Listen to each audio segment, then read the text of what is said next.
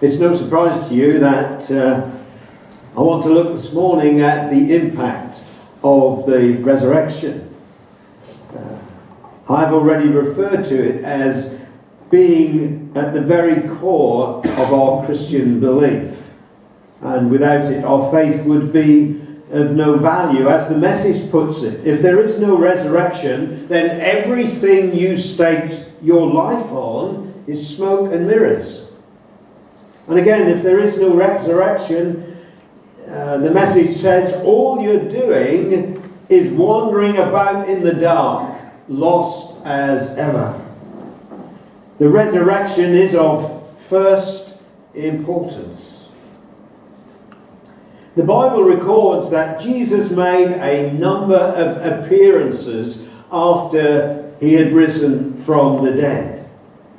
During that period of 40 days between his rising and his going back to heaven, there are about 12 different occasions when he appeared in the flesh to various people.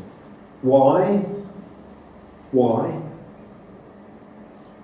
Because it was important that there were some eyewitnesses who could say, we have seen Jesus alive and well. Eyewitnesses are crucial.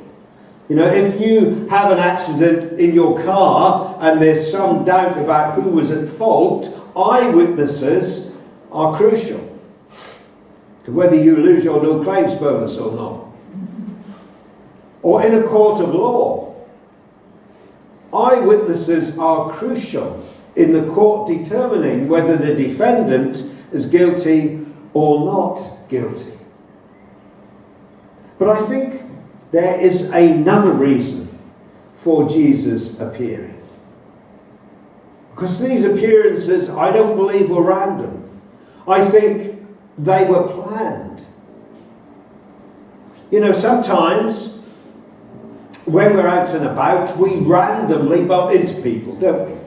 We didn't plan to see them, but suddenly we're face to face, and sometimes it's most bizarre.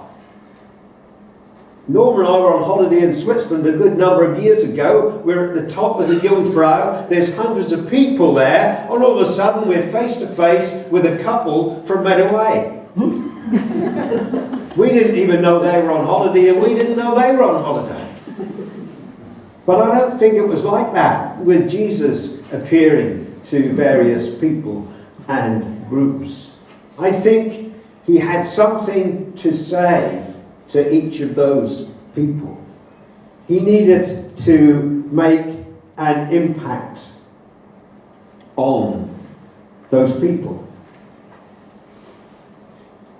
And we're going to look at some of those this morning. First of all, there was Mary Magdalene, a devout follower of Jesus.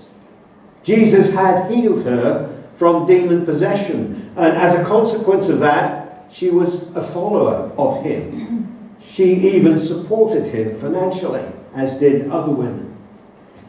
And she came early on the Sunday morning to the tomb, her intention being to care for Jesus' body, to anoint it with spices, an act of devotion. But she had seen Jesus placed in the tomb. She had seen a great stone rolled across the entrance of the tomb. So on her way there that Sunday morning, I suspect she wondered, how was she going to get access to Jesus' body? She herself would have not been able to shift that stone. She also knew that the Roman authorities had put a guard on the tomb. She didn't know whether Roman guards would allow her to enter the tomb. But in spite of her concerns, she felt compelled to go. And when she got there, she discovered the stone had already been rolled away. Great! Except that when she looked, Jesus' body was not there. She was already grieving from the loss of Jesus, but now there was further upset and there was tears because she believed that Jesus' body had been removed to somewhere else and she didn't know where that somewhere else was. But in her grief, in her upset, in her tears, Jesus met with her. And her disposition totally changed, and she went back to the disciples and said, "I have seen the Lord." Then there were two disciples walking home from Jerusalem to Emmaus. About 7 miles, would have taken them a few hours to do that journey on foot. They had been up to Jerusalem, as was their annual practice, to celebrate the Passover. But on this occasion, other things had happened which they hadn't anticipated. I suspect that journey home was a slow one, because they were in deep discussion about the events of the last few days. And the New Living Translation says they had sadness written all over their faces. They had thought that Jesus was the promised Messiah, that he was going to rescue Israel. But now he had been handed over to the Roman authorities and had been crucified. Their hopes were dashed. But then there were reports that Jesus' body had gone missing, and angelic visitors had announced that Jesus was alive. So not only were hopes dashed, but now there was confusion. What on earth was going on? Jesus met them in their confusion and in their loss of hope. And he restored hope. And he gave them clarity such that, having just made that journey all the way home, they turned round and went back a few hours' journey back to Jerusalem to tell their fellow disciples there that they had seen Jesus.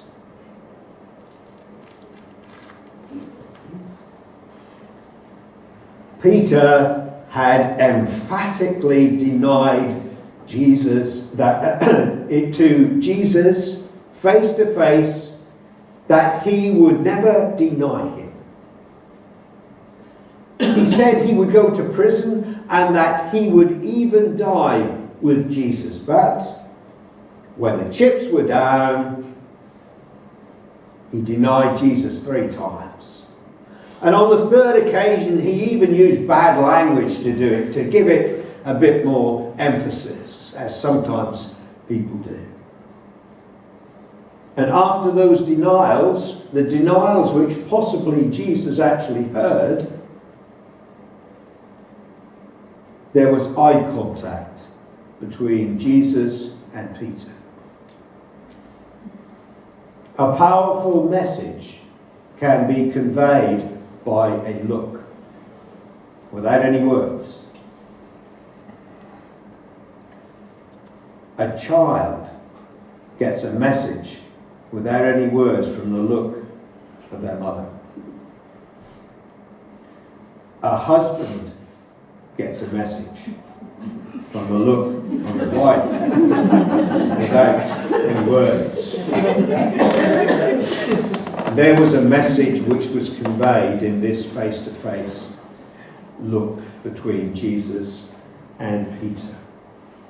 And Peter broke down and wept bitterly.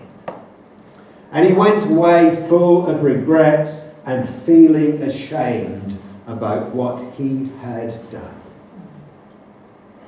And probably he thought, I've totally messed up now. So what did he do? He returned to what he knew best, fishing on Lake Galilee. And on one such fishing trip, along with his fellow fishermen. They'd been fishing all night, and Jesus appeared at dawn on the shore of the lake and cooked them breakfast. And in that relaxed atmosphere, Jesus had a conversation with Peter,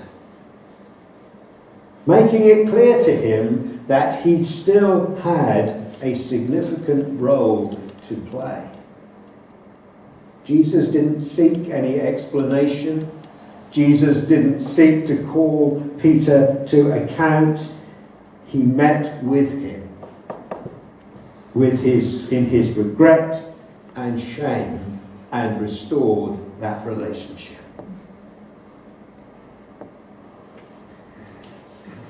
Before Jesus appeared to the disciples, they were locked behind closed doors.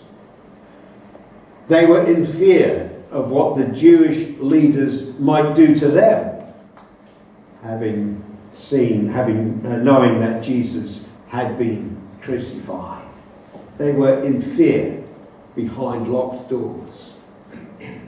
They had heard reports that Jesus had been seen alive, but they didn't believe it. And Jesus met with them in their fear and in their unbelief and said, "Peace be with you." And finally, dear old Thomas, the one who gets the bad press, doubting Thomas. It's a phrase we sometimes use about individuals now. Oh, they're a doubting Thomas. Do we really think that we would have acted any differently from Thomas if we'd been where he was? You know, the reaction of Thomas to the claims of his fellow disciples that they had seen Jesus was like, "Sorry guys, I'm not prepared to believe what you say, even though many of you had given the same message. I need to see the evidence for myself." About a week later, Jesus turns up, meets the disciples again, knowing on this occasion that Thomas is there. And Jesus stands there and says, "Thomas, here's the evidence. Now believe." In spite of doubt, Jesus made a point of meeting with Thomas. And the result of that was that Thomas exclaimed, "My Lord and my God."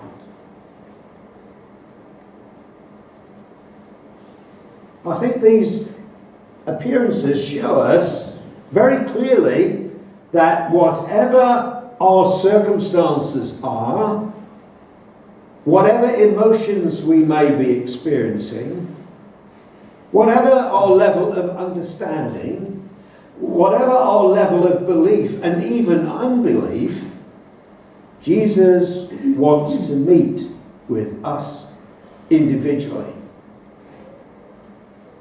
Are you in a place of grief right now? Has something happened which is really upsetting? Are you shedding tears at home alone? Maybe you're confused about what this Christian faith is all about. Maybe you had hopes about something and the circumstances of life have changed all that, and that hope has gone. Maybe there are things in your life now or in the past which you regret you ever did or said, and there's some shame attached to that. Maybe you are in fear of what the future may hold. Maybe you're still not sure whether you believe. Maybe you are doubting what this Christian faith is about. And there may be other things which would describe where you are at right now. But I want to finish with throwing out this challenge. Jesus will meet us where we are. Where we are is where Jesus will meet us if we are open to that